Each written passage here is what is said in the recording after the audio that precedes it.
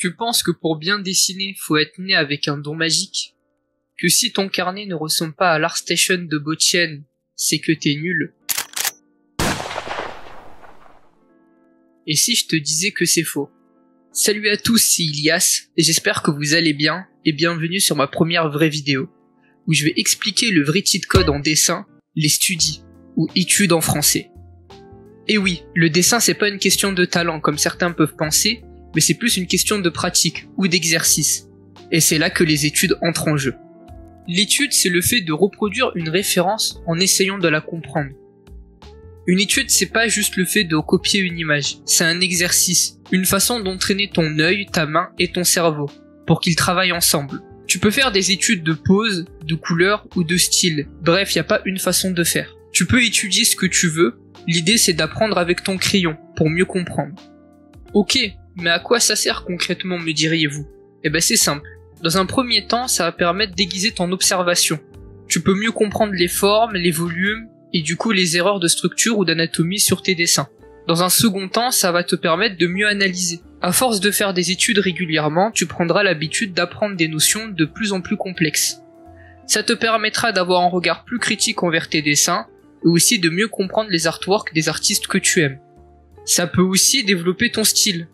Plus tu analyses de choses, plus tu découvres ce qui te parle et ce qui ne te parle pas. Ça te permet d'intégrer dans ton dessin ce que tu aimes le plus, et du coup enrichir ton art. Ça peut permettre aussi de créer ta bibliothèque visuelle. Le cerveau enregistre les images que tu observes et que tu essayes de comprendre. Plus ton cerveau enregistre d'images, plus tu seras capable de les ressortir de tête. Et peut-être qu'un jour tu seras capable de dessiner sans aucune référence. Est-ce de la magie? Non, de l'étude. Enfin, ça te permet de progresser plus vite.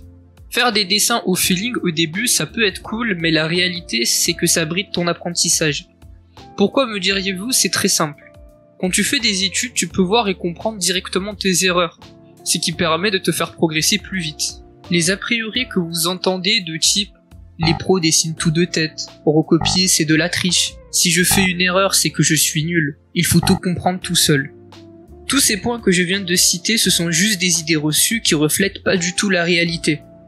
Personne n'est en sachant dessiner, même les artistes que tu admires sont passés par là. Et devine quoi? Ils continuent tout de même de faire des études malgré leur niveau actuel. L'étude est un chemin sans fin, jeune padawan. La dernière question qu'on peut se poser, c'est comment faire une bonne étude. Dans un premier temps, si vous ne travaillez pas le rendu, pas besoin de s'y attarder ni dépasser 4 heures. Ce qui compte, c'est l'intention et ce que tu veux taffer. Je vous ai fait 3 règles simples que vous pouvez suivre pour faire une étude. La première chose, c'est pose-toi une question. Qu'est-ce que tu veux travailler? Qu'est-ce que tu veux comprendre? Est-ce que c'est la gesture, le portrait, les valeurs? Peu importe. Trouve-toi quelque chose que tu veux travailler. Ensuite, n'aie pas peur de tester, de simplifier ou de déformer ce que tu vois. Tu peux essayer plusieurs fois, zoomer sur un détail, exagérer les formes. Bref, n'aie pas peur d'interpréter le sujet, même si tu étudies une œuvre qui existe ou un artiste. Enfin, essaye d'appliquer ce que tu viens d'apprendre. Quand tu apprends une notion, essaye de l'appliquer sur un de tes projets perso. C'est comme une validation qui permet de voir où tu en es sur ton apprentissage. Et même si tu rates, c'est pas grave. Au moins tu auras retenu quelque chose. Il ne faut pas voir le fait de faire des études comme une punition. C'est plutôt une preuve que tu as envie d'apprendre, que tu prends ton dessin au sérieux.